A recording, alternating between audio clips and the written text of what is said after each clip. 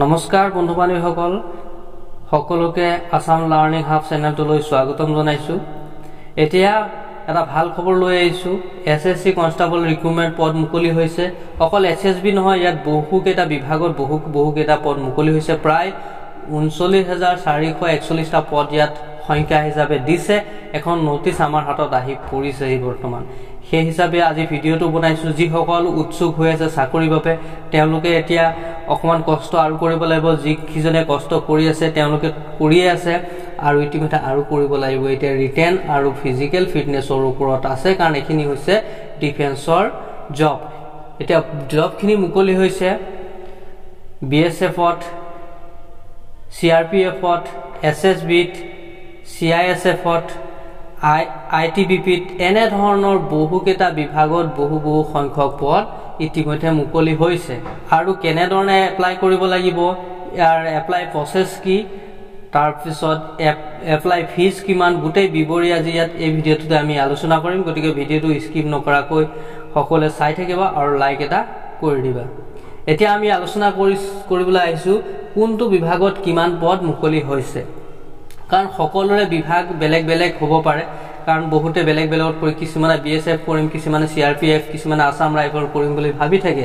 সেই হেতুকে ইয়াত এটা ৰিক্ৰুটমেণ্টতে বহুতখিনি বিভাগ আহি গৈছে একেলগে। গতিকে এতিয়া সকলোৱে নিজৰ পচন্দমতে এপ্লাই কৰিব পাৰিব। মই এতিয়া কিমান সংখ্যক আহিছে সেইখিনি কৈ দিছোঁ। BSFত 15,654টা, CISFত আহিছে 7,145টা, CRPFত আছে 11,541টা, SSBত 819টা, ITBPত আছে 3,017টা, আসাম ৰাইফলত আছে 1,248টা, SSFত আছে 35টা, NCBত আছে 22টা। এনেধৰণৰ টোটেল 39,481টা পদ মুকলি হৈছে।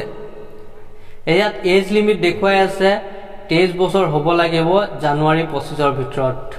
23 বছৰৰ ওপৰ হ'লে এপ্লাই কৰিব নোৱাৰিব।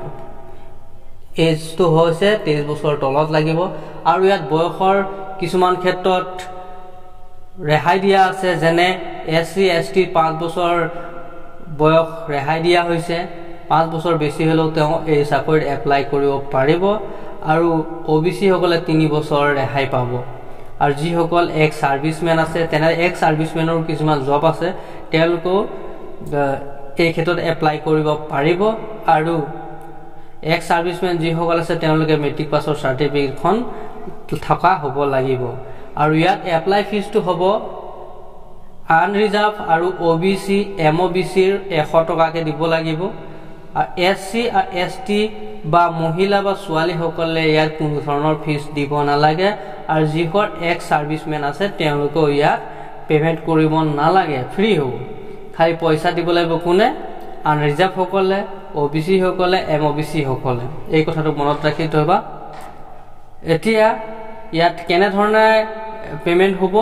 ভীম, UPI, নেট বেংকিং, এনেধৰণে আগতে যিসকলে মাষ্টাৰ কাৰ্ড, মেষ্ট্ৰ', ৰুপে কাৰ্ড, ডেবিট কাৰ্ড, এই সকলোখিনিৰ পৰা ইয়াত পে'মেণ্ট কৰিব পৰা সুবিধা হ'ব। আৰু ইয়াত আমি এপ্লাই কৰোঁতে আমি চেণ্টাৰ চিলেকশ্যন কৰিব লাগিব। এপ্লিকেশ্যন অনুসৰি নিজৰ এটা চেণ্টাৰ আমি চিলেকশ্যন কৰিব লাগিব। তাত ইটানগৰ আছে, ডিব্ৰুগড় আছে, গুৱাহাটী বা দিছপুৰ, যোৰহাট, শিলচৰ, তেজপুৰ, ইম্ফল, শ্বিলং, আগৰতলা, আইজাল, ডিমাপুৰ, কোহিমা, চুৰাঞ্চানপুৰ, উখৰুল, এইকেইটা চেণ্টাৰ দিয়া হৈছে। এইকেইটাৰ ভিতৰতে আমি চিলেক্ট কৰিব লাগিব। আৰু ইয়াৰ ষ্টাৰ্টিং ডেট, অৰ্থাৎ আমি এপ্লাই কেতিয়াৰ পৰা কৰিব পাৰিম। এপ্লাই ইতিমধ্যে হৈ গৈছে। 5 তাৰিখৰ পৰা এপ্লাই ডেট আহি গৈছে। 5 তাৰিখৰ পৰা এপ্লাই আৰম্ভ হৈ গৈছে। আৰু লাষ্ট ডেট দিছে, সময় আছে 14 অক্টোবৰলৈকে সময় আছে। গতিকে সকলোৱে যাতে অনলাইন হিচাপে এপ্লাই কৰে। আৰু মই বৰ্তমান নটিচখন দেখুৱাবলৈ আৰম্ভ কৰিছোঁ। যিখন নটিচ, এইখিনি মই এটা জাষ্ট ডাটাটো লিখিতভাৱে দিলোঁ, মানে অলপ শ্বৰ্টকৈ কৰি পেলাই। যিখন নটিচ আমাৰ হাতত আহি গৈছে সেইখন আপোনালোকে দেখা পাইছে। এইখন মোৰ হাতত আছে। ভাৰত চৰকাৰ কৰ্মচাৰী চয়ন আয়োগ, এইখন SSCৰ ফালৰ পৰা আহিছে। ইয়াত কি পদ কেনেকৈ মুকলি হৈছে তোমালোকে এখন ৱেবছাইটৰ পৰা ডাউনলোড কৰি ল'ব পাৰিবা। ৱেবছাইটৰ লিংকটো মই কমেণ্ট বক্সত বা ডিছক্ৰিপশ্যনত দি দিম, তোমালোকে চেক কৰিলে পাই যাবা। আৰু এপ্লাই ভিডিঅ' এটা মই এপ্লাই কেনে কৰিলে সেই ভিডিঅ' এটা মই ইতিমধ্যে বনাই কাইলে তোমালোকে পাই যাবা কেনেকৈ এপ্লাই কৰিবা যিসকলে এপ্লাই কৰিছে তেওঁলোকে কৰিছে আৰু যিসকলে কৰা নাই তেওঁলোকৰ কাৰণে ভিডিঅ' এটা বনাই দিম যাতে তেওঁলোকৰ সুবিধা হয় বাৰু এতিয়া আমি আগবাঢ়িছো এপ্লিকেশনখন বৰ দীঘলীয়া এপ্লিকেশন এখন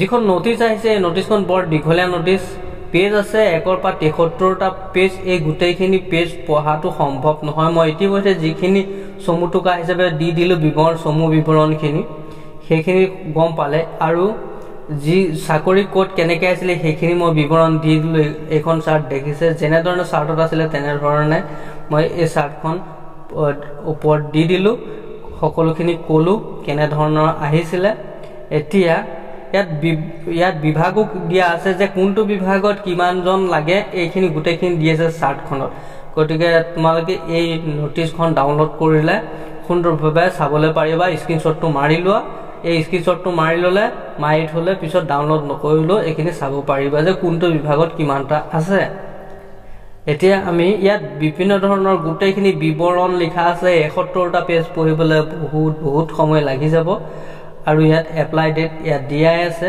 সুন্দৰভাৱে এজ লিমিট দিয়া আছে এজ লিমিটটো 18 পৰা 23 বছৰ হ'ব লাগিব আৰু এজ ৰিলেক্সনৰ ক্ষেত্ৰত যিখিনি দিয়া আছে 5 বছৰ অবিচি 3 বছৰ এক্স সাৰ্ভিসৰ খিনি আছে আৰু এনে ধৰণৰ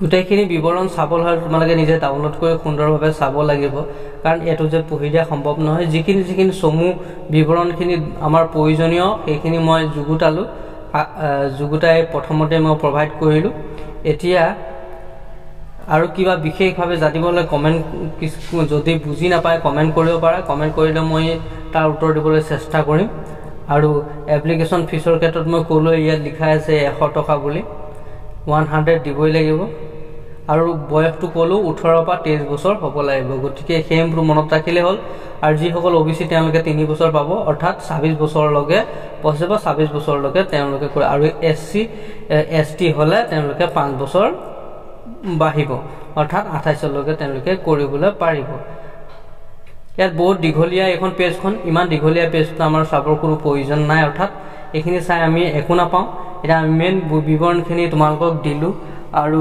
ইয়াৰ যিটো ৱেবছাইটৰ লিংকটো মই মোৰ কমেন্টত বা ডেসক্ৰিপচনত প্ৰভাইড কৰি দিম তোমালোকে গৈ তাত গৈ পেলাই এপ্লাই কৰিব পাৰিবা আৰু তাত গৈ পেলাই নোটিছখন যিখন অফিচিয়েল নোটিছখন আহিছে সেই নোটিছখন ডাউনলোড কৰি সুন্দৰভাৱে চাই ল'ব পাৰিবা তো ভিডিওটো আজি কেনে লাগিল জনাবলৈ নাপাহৰিবা আৰু ভিডিওটো লাইক এটা কৰি দিবা ফলো সাবস্ক্ৰাইব কৰা নাই যদি কৰি থোৱা কাৰণ আৰু ভিডিও আহি আছে সুন্দৰ যিখিনি আমাৰ প্ৰয়োজনীয় সেইবিলাক আৰু তোমালোকে সোনকালে পাবা গতিকে সেইখিনি কৰি থোৱা এতিয়া সেইখিনি কৰি থোৱা আজিলৈ আহিছো পুনৰ লগ পাম নেক্সট ভিডিওত জয় আই অসম জয় হিন্দ